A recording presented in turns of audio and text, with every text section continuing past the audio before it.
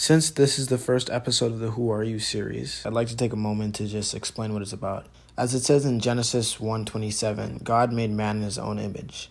There are almost 8 billion people on this earth, and every single one is different yet made in the image of God.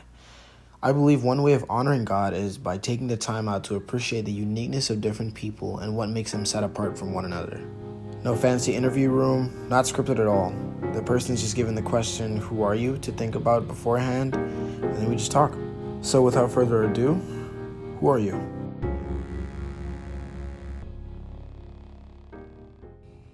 Well, Dante, Applin. But if I had to really describe myself, I describe myself as a very caring and loving person. I have a lot of things that I really aspire towards and dream for. But even in those moments, I have to realize what's best for others and what's best for God. Just and expanding the kingdom of heaven, and when it comes to doing what He has commissioned us to, which is to spread the gospel. And I wasn't always like this, to be completely honest. There have been multiple times in my life where I wanted to give up on God and turn my back and didn't really see Him moving. As of recently, I just had to finally accept that, God is trying to do a work in my life, and it's something that, I've seen myself doing for years. He was quietly speaking to me over years, and I just never noticed it. What do you think he's saying to you right now? What I think He's saying to me right now is that there's a lot that I can do through you. It's just all about your humility, about letting me bring peace and comfort into your life, because even with the stuff that God wants to do in my life, He still has work to do. He really does, just in my heart, because, even with music, I wanted to come with it at an angle of, telling some of the darkest stories that you've ever heard and all that type of stuff. And while, you do need to, hear about stuff, like the dark stories and all that type of stuff, there's a certain level that you just can't take it, you know what I'm saying? Especially if you're trying to tell these stories, not only to help others, receive who God is, but to help others who may not know what those stories look like, really understand it in a way that's just like, okay, I get it. And it's not too dark for them to where they don't even want to listen to other stories that you have to tell. Yeah. Where does that passion for music come from? And what makes your music different from everybody else's? So my passion for music comes from when I was really young, man. I remember, there'd be days where I'd just be riding in my grandparents' car, we'd be listening to the radio or something like that. And one song that I remember specifically throughout my childhood memories, like playing is "Drop It Like It's Hot." I used to just be sitting in my car seat. I used to just be dancing. Yeah. My mom be over here, hey, get it, hey. I just be dancing, man. So, interesting song. It really is, but that song I used to play all the time, man. It was nonstop. So I'll really say, it's just been since I was young, and especially with rap music. Because my biological mom, she had a boyfriend, and all they would play is E40, Pod, some Biggie. Yeah. It was, all about the 90s rap, but we were in the 2000s, so of course it was mainly 90s rap because that was just literally a decade ago. But I used to listen to that nonstop. And then I started, going into other stuff like rock and roll with Elvis Presley, pop music with Michael Jackson, and I don't even listen to pop anymore as much. But, even what I listen to, it's been scattered here and there. And, if you look at my room, you'll mainly notice hip hop decorations everywhere. Yeah. But, I'm I love rock music, just all that type of stuff. And this is also something that I feel makes my music different, is because I can pick from different genres of what I want and what sounds that I even want. Yeah, when it comes to production, and even with my rapping style and my flows, I can master. I feel like I can master any flow. That's not even me being super braggy or anything, but I really could master any flow. Because I've even mastered MF Doom's flow. It's crazy that I even came to that point. I've heard your stuff. I know. Yeah, So like I can do like MF Doom, Nas, Pac, even some Tyler. Like that's really just how I really roll. So you believe it's a gift God's giving you then? Oh, definitely. So, you know, when God gives us a gift, we got to use it wisely and steward it. So how do you plan on using your gift? How I've been using it so far, is to mainly address mental health, and that's how I'm going to continue to do that. Now, I've written stuff here and there, and again, as I was saying earlier in the interview, you know, I wanted to write some of the darkest stuff. Now, again, I had to also learn there's a balance with that, because in the moment of me wanting to write that as dark as possible for it to be, you know, truthful, I was in a lot of hurt. I was in a season of a lot of pain. And now I just recently came out of it. So, you know, the new me is just looking at it like, yeah, you could tell these stories. They're gonna be dark and depressing. But again, there's a certain limit you can't, you know, go past, you know.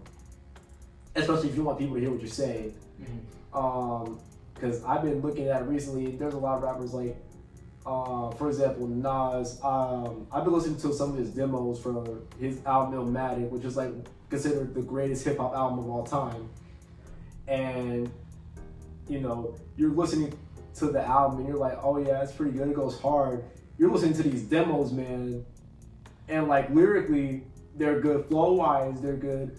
But the content that you hear is just like, this is so different from what we got. It was like crazy just hearing like, you know, differences from these demos to like the songs on the album.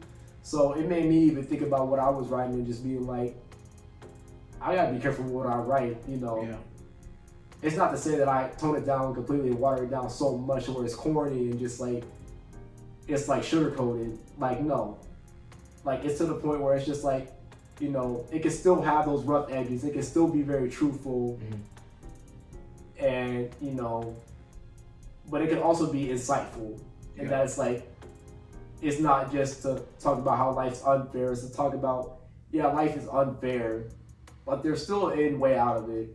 And it's also being able to help people realize, you know, that these aren't just stories that I'm telling and just tell them and to be like, you know, super edgy or rough or anything. But they're stories that I'm telling to educate, to help people get through things and to help other people see, you know, some mental health issues, you know, in a sense. You've experienced a lot of tough stuff in the past. How did you get through all that? And this is like so cliche, but it's so true. It's just been God, man. God brought me through a lot of tough situations. And I will especially say, as part of my story, I'll get vulnerable here. A part of my story is I live with my biological mom. She had a boyfriend, and I lived with, you know, my biological mom for 11 years, I'm sorry. And I was in an abusive household. There were days where I didn't even think I would be alive, to be completely honest. And, you know, there are days where I didn't even want to be alive. It was really tough growing up in that household. But God pulled me out of that situation through giving me the courage to even call the cops on my biological mom and her boyfriend.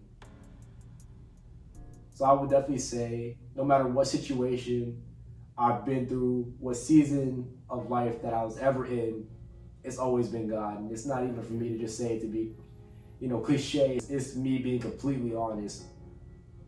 Because without God, I wouldn't even be here. I really would not be here. So I'm thankful to Him every single day that He even pulled me out of the situation with my biological mom and, you know, put me at the school, even though sometimes, man, it upsets me, you know, just a little bit, but that's just a human thing. What was a major turning point in your life? Yeah, I would definitely say that me being pulled out of the home that I was in was a major turning point. But I can't even say that has to be the biggest one, honestly. I lost a relationship that was really important to me because, you know, I didn't know how to handle things properly, and I was kind of immature about some stuff, just in how I handle situations, and being in a relationship just in general. It's my first one, and that cut me deep, and it was deeper than what I expected. Like, honestly, at first I thought I was gonna be all right, then it went to a really dark place. Then I was like, all right, I'm gonna be okay again. School year started, back in a darker place, man. I almost really lost who I was in more than one way, and I'm not even gonna get that deep about it, but I literally lost so much within a matter of maybe like 2 months. I ended up just being in a state of complete isolation for like a week, and then I'm coming out of that, and I'm hearing that one of my great uncles passed away. So that hurt me deeply, because I was just like, I'm just getting out of this isolation, and I'm coming out to hear that my great uncle died. Like, that's rough. And even coming back to campus, I came back with a little bit of hope at the beginning, and then like anger just consumed me. Depression consumed me massively, man. It was to the point where I started going down such a deep rabbit hole that I didn't even know who I was anymore. But a few weeks ago, like, I was at a worship night for a club on campus called Speak That, and God was able to deliver me. So I think that has to be the biggest turning point in my life, because while I couldn't recognize who I was before then, I'm definitely not the same person now. There's still a lot that I deal with, and still a lot of those anxieties and just insecurities that I have that I deal with, but I'm definitely a lot better than what I was. So thank God. Glory be to God. We were supposed to have this conversation about a month ago, and I know I caught you at a really dark spot. Do you want to talk about that a little bit and how you got out of that? So backtracking on what I was saying about the fact that I lost that relationship and all that type of stuff. Just in general, like, of course losing a relationship is very hard, but even for me, because my mom had to point this out to me, I have very big abandonment issues, and I never understood in my mind why that hurt me so much until she pointed that out like a few weeks ago, and I was like, that makes more sense, because I'm still even trying to get over it now. Yeah. It's not really something easy to get over if you have like big abandonment issues. But I was in such a dark spot, because I just came out the isolation, all that type of stuff, coming back to campus, and I just felt like it was cycles that I was just constantly in, because I've been dealing with stuff like this for years, man. It was just the constant rejections and just the anger from all that. It just felt like I wasn't worth anything, honestly, to the point where I really didn't even want to not that I didn't want to believe in God anymore, because I would have believed in God either way. Thing was, I was just ready to reject him fully, and just be like, I'm done. Yeah. That's literally what I did. I was like, I'm done with you, God. I'm tired of this. Just feeling like people constantly say they care about me and all that type of stuff, but it's not really true. And that's something I still even have to face now, and that's also a trust issue thing too. I was in just such a dark spot at that moment. It was just crazy, because God had to pull me out of it in the funniest way, man. Because he let me sit in my anger, and he let me express that anger like a lot. And there was one day, man, I was expressing that anger, and it led to me having a meeting later on that day with someone, and I ended up seeing what God's vision was, to work through me with mental health, just on his campus and all that type of stuff too, outside of music. At that moment, I was like, okay, I guess I'll start trusting you again, and all that type of stuff. Friday, that vision started to become just a little bit more clear. And Saturday is where he got me, because that's when I talked to my mom, and we had a really deep conversation, man. She was angry through most of it, though. She was mad, but it was like one of those things where it was just like, it's the anger of like, I love you, but no, what you're doing right now is not okay, type thing.